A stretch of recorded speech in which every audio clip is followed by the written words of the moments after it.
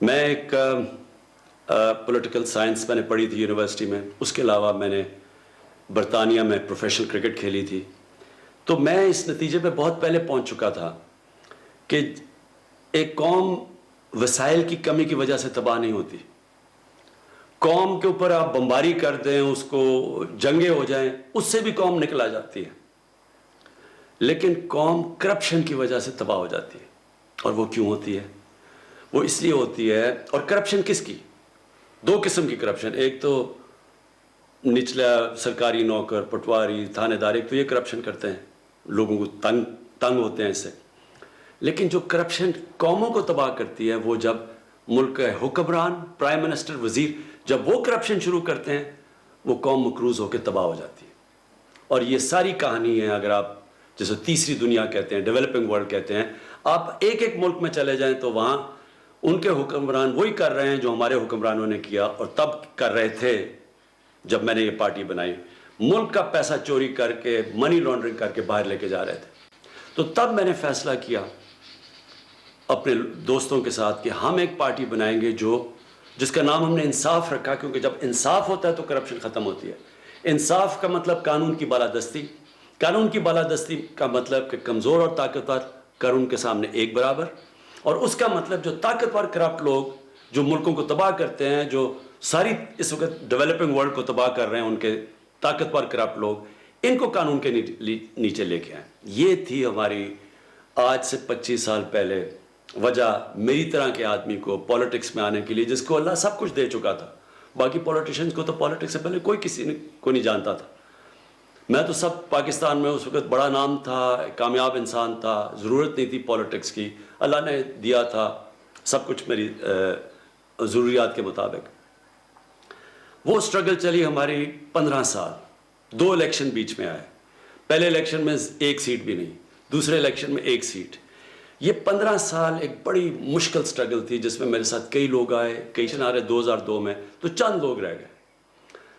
میں اپنے نوجوانوں کو بتانا چاہتا ہوں کہ کیوں میں نے کبھی ہار نہیں مانی. 2 وجہ تھی. ایک یہ کہ میں نے کرکٹ کی گراؤنڈوں میں ایک چیز سیکھی تھی کہ جس کو ہار نہیں مانتا اور آخری گیند تک لڑتا ہے، اس کو ہار بھی ہرا نہیں سکتے. اور یہ بھی میں نے سیکھا تھا کہ جب بھی دنیا میں میں کوئی کام کروں، کیونکہ میں تب تک 2 کام کر چکا تھا. کرکٹ میں کامیاب ہو چکا تھا اور پھر شوکت خانم ہاسپٹل بنا چکا تھا. تو کامیاب انسان تب ہوتا ہے جب وہ جو کام کرنے کے لیے نکلے، جو خواب دیکھے، پھر کشتیاں جلا کے اس کی طرف جائے، پھر کبھی واپس نہ جائے. یعنی یا موت اور یا وہ کام ہوگا. تب انسان کے اندر جو صلاحیتیں ہیں، جو اللہ نے اتنی طاقت دی ہے، قوت دی ہے، وہ تب باہر آتی ہیں جب آپ فیصلہ کر لیتے ہیں کہ یہ ایک کام آپ نے کرنا ہے، جو بھی مرضی ہو جائے. اور پھر میرے سامنے نبی صلی اللہ علیہ وسلم کی زندگی تھی. میں نے ان کی بڑی کلوز اسٹڈی کر چکا تھا. قرآن ہمیں حکم دیتا ہے ان کی زندگی سے سیکھو. ان کی زندگی کیا تھی کہ اللہ کے حبیب 13 سال انہوں نے جب اللہ کا پیغام لے کے نکلے تو 13 سال سب سے زندگی کے مشکل وقت سے وہ گزرے. اور جان کو بھی خطرہ تھا، بھوک سے بھی اللہ نے ان کو آزمایا. تو میں نے یہ سوچا کہ ہمارے لیے سبق ہے کہ جو سٹرگل ہے اس سے کبھی گھبرانا نہیں چاہیے، کیونکہ اس کے بعد جو اگلے 10 سال تھے، ان 10 سالوں کے اندر انہوں نے دنیا کی تاریخ بدل دی. دنیا کی تاریخ میں کبھی اتنا بڑا انقلاب نہیں آیا. لیکن وہ پہلے 13 سال نے ان کی تیاری کروائی اس کے لیے. اور پھر بھی جب وہ 10 سال جو تھے، جو انہوں نے دنیا کی تاریخ بدلی، پہلے 4-5 سال بہت مشکل گزرے ان کے. امہ خطرے میں تھی کئی دفعہ، بڑے برے حالات تھے امہ کے. تو میں بھی جب سٹرگل کر رہا تھا تو میں یہ سوچتا تھا کہ اگر وہ اللہ نے ہمیں دکھایا کہ اگر اپنے حبیب کو وہ سٹرگل کرا سکتے ہیں تو ہم بھی کریں گے. اس دوران میں پولیٹیشنز کو بڑے قریب سے دیکھا. تو میری سوچ میں 3 قسم کے پولیٹیشنز ہوتے ہیں. جو سب سے برے پولیٹیشن ہوتے ہیں، جو پولیٹکس عوام کا نام لے کے اقتدار میں آ کے پیسہ بناتے ہیں، اپنا پیٹ پالتے ہیں، کرپشن کرتے ہیں. یہ ساری دنیا میں اس طرح کے پولیٹیشنز کو برا سمجھا جاتا ہے. اس کے بعد کئی ایسے پولیٹیشن ہوتے ہیں وہ سمجھتے ہیں کہ اقتدار میں آ کے ہم اپنا بھی فائدہ اٹھا لیں اور ہم لوگوں کا بھی فائدہ کروا دیں. ایسے بھی زیادہ تر، بلکہ زیادہ تر ایسے بھی پولیٹیشین ہوتے ہیں. اور پھر وہ جو بہت کم ہوتے ہیں جو پولیٹکس کو عبادت سمجھتے ہیں. اور سب سے بڑی مثال سرکار مدینہ کی ہے، کیونکہ انہوں نے تو ذات کے لیے کچھ کیا ہی نہیں. وہ اسی جدھر آئے اسی مسجد نبی میں رہے، جب بیت المال میں پیسہ بھی آ رہا تھا انہوں نے اس کی کوئی اپنی ذات کی نہیں سوچی. پھر ہمارا یہ 15 سال تک پہلا فیز رہا. میں ہمیشہ سمجھتا تھا کہ میں تب دوسرے فیز میں جاؤں گا، یعنی کہ الیکشن جیتنے کے فیز میں جاؤں گا جب عوام میرے ساتھ آئے گی. اور وہ میاں والی کا ماڈل تھا. میں میاں والی میں جب پولیٹکس 2002 میں آیا تو صرف بچے میرے ساتھ تھے اور تھوڑے سے نوجوان. آہستہ آہستہ نوجوان علاقے کے سارے میرے ساتھ آ گئے، اور نوجوانوں کو دیکھ کے پھر آہستہ آہستہ جو سیاسی شخصیتیں تھیں وہ میرے ساتھ آنی شروع ہوئی. یہی ماڈل ہوا جب کہ 30 اکتوبر 2011 میں ہم نے مینار پاکستان میں پہلی دفعہ لاہور کے لوگ میرے لیے نکلے. اس سے پہلے میں کوشش کرتا تھا، لاہور کے لوگ نہیں نکلتے تھے. 30 اکتوبر کو مینار پاکستان میں لوگ نکلے، اور اس کے بعد سارا جو پولیٹیکل سرکلز تھے، جو الیکٹیبلز تھے، ان ساروں نے دیکھا کہ ووٹ بینک آ گیا تو وہ آنا شروع ہو گئے. پھر پارٹی بننی شروع ہوئی. 2013 کے الیکشن میں ہم پختونخوا میں ہماری گورنمنٹ بنی، لیکن بڑی دھاندلی کی گئی. اس دھاندلی کے بعد میں نے کہا 4 حلقے صرف کھول دو تاکہ اگلا الیکشن ٹھیک ہو. اس کے لیے ہمیں 126 دن کا ہم نے دھرنا کیا. پرامن تھا ڈی چوک پہ ہم نے، اور اس دھرنے کے دوران اور پارٹی بڑی، ہمیں موقع ملا اپنی پیغام لوگوں تک پہنچانے کا. لیکن بدقسمتی سے کوئی ایکشن نہیں لیا گیا کہ الیکشن ریفارمز کا. میں آج آپ کو کہنا چاہتا ہوں، اپنی قوم کو، کہ انشاءاللہ جو اب ہم الیکشن، جو نئی چیزیں ٹیکنالوجی کا استعمال کر رہے ہیں، الیکٹرانک ووٹنگ مشینز کو اب لے کے آ رہے ہیں جو ہم نے آزما لی ہیں، دنیا میں ٹیسٹڈ ہے. اس کے ساتھ انشاءاللہ آپ دیکھیں گے کہ پاکستان میں الیکشن، کبھی جو بھی الیکشن جیتے گا اس کو سارے کہیں گے جیتا ہے، اور جو ہارے گا وہ مان جائے گا ہار. جب میں کرکٹ شروع کی تو ہم اپنے امپائر ہوتے تھے، ملک اپنے امپائر کھڑے کرتے تھے، اور جو زیادہ تر ٹیمیں ہارتی تھیں وہ کہتی تھی جی ہمیں امپائروں نے ہرا دیا. میں نے کیمپین کی نیوٹرل امپائرز کی، اور آج نیوٹرل امپائرز کی وجہ سے اور ٹیکنالوجی کی وجہ سے جو جیتا ہے وہ سارے تسلیم کرتے ہیں وہ جیتا ہے، اور جو ہارتا ہے وہ مانتا ہے. انشاءاللہ یہی پاکستان میں ٹیکنالوجی کی وجہ سے اب اگلا یہ سسٹم ہم لے کے آ رہے ہیں. اس کے بعد 2018 میں ہماری پارٹی جیت جاتی ہے. پھر سب سے مشکل فیز شروع ہوتا ہے میری سٹرگل کا. یہ میری زندگی کا آخری اور سب سے مشکل فیز ہے. جو بھی میں نے زندگی میں سیکھا وہ اگر میں نہ اس سٹرگل سے گزرا ہوتا میں یہ 2.5 سال نہ گزار سکتا، کیونکہ کبھی بھی کسی کو ایسی حکومت نہیں ملی. ملک بینکرپٹ، سب سے بڑے خسارے اندرونی اور بیرونی، یعنی ریکارڈ خسارے. اور وہ آپ صرف جو سٹیٹسٹکس دیکھ لیں آپ کے سامنے آ جائے گا. کبھی پاکستان کو اتنا مقروض نہیں تھا.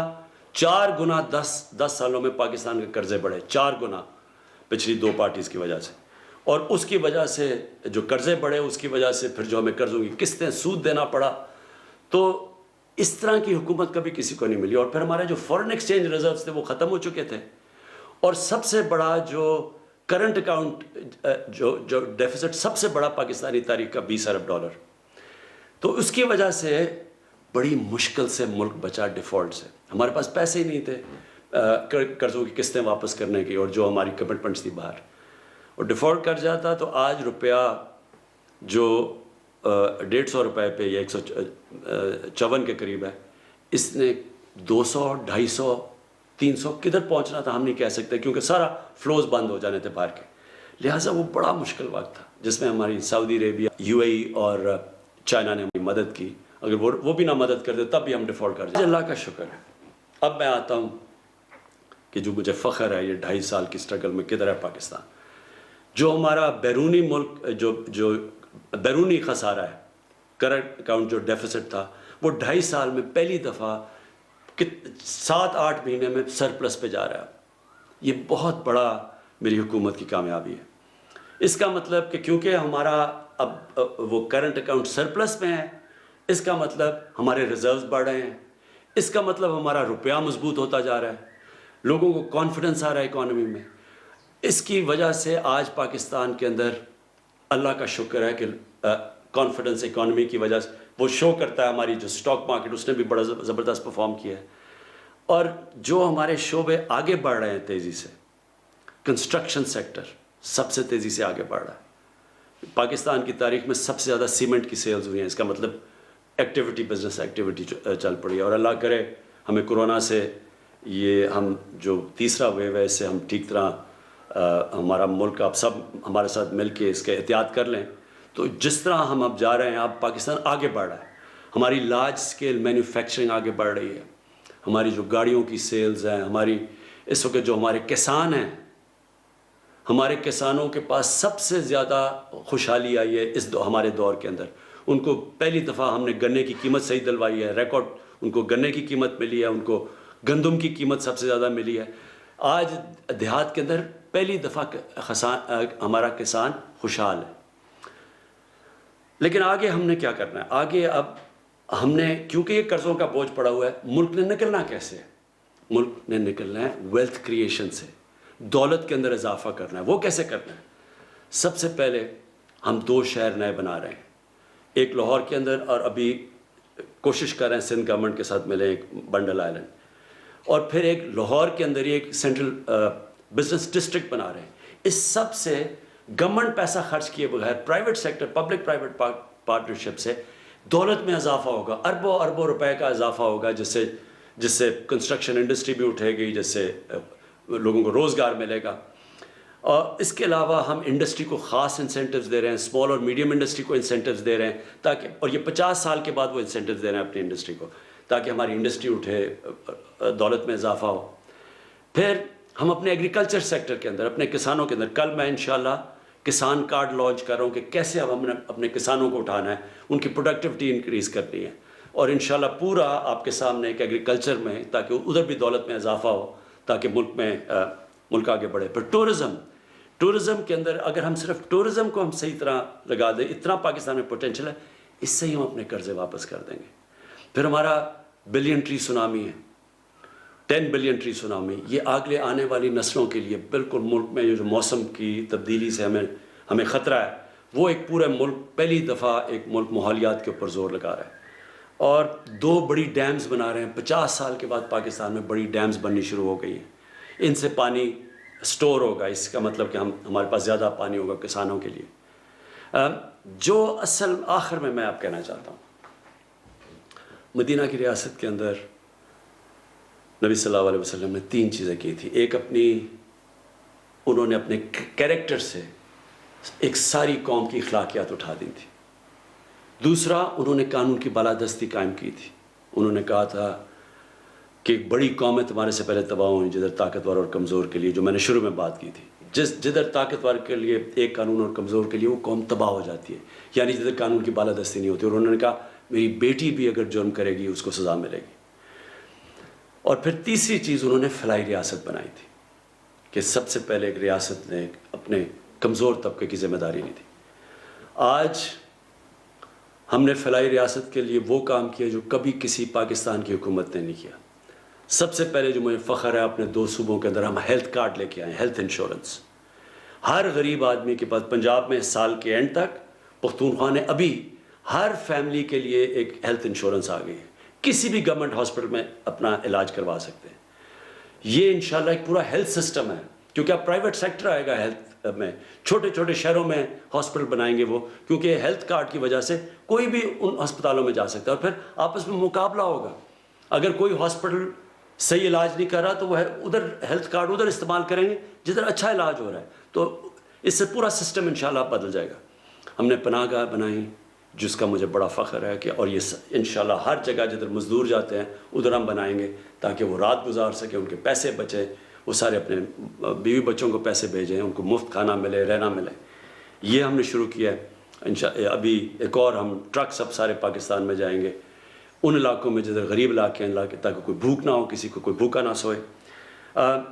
جو ہاؤسنگ ہے, پہلی دفعہ پاکستان میں اب ہم کمزور طبقے کے لیے گھر بنا رہے ہیں, اور یہ کبھی پاکستان میں پہلے نہیں ہوا, کیونکہ پاکستان میں وہ سسٹم ہی نہیں تھا, مورگیج فنانسنگ ہی نہیں تھی, بینک قرضے ہی نہیں دیتے تھے. وہ ہم نے قانون چینج کیا, بینکوں کے ساتھ بیٹھ کے انشاءاللہ اب وہ طبقہ جو کبھی پیسے دے کے گھر نہیں لے سکتا تھا اس کی اب مدد کرے.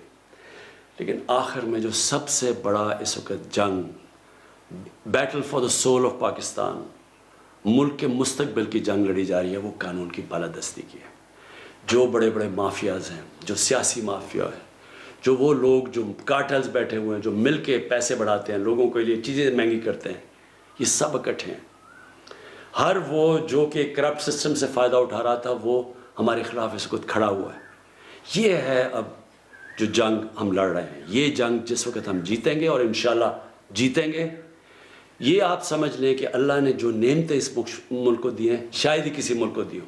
وہ نعمتیں تب، یہ ملک کی نعمتوں کا تب فائدہ اٹھائے گا جب اس ملک میں انصاف ہوگا.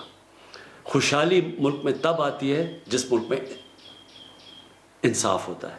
آپ دنیا کے نقشہ دیکھ لیں، جو سب سے خوشحال ملک ہیں ادھر سب سے زیادہ قانون کی بالادستی ہے. جو سب سے غریب ملک ہیں ادھر قانون نہیں ہے، انصاف نہیں ہے.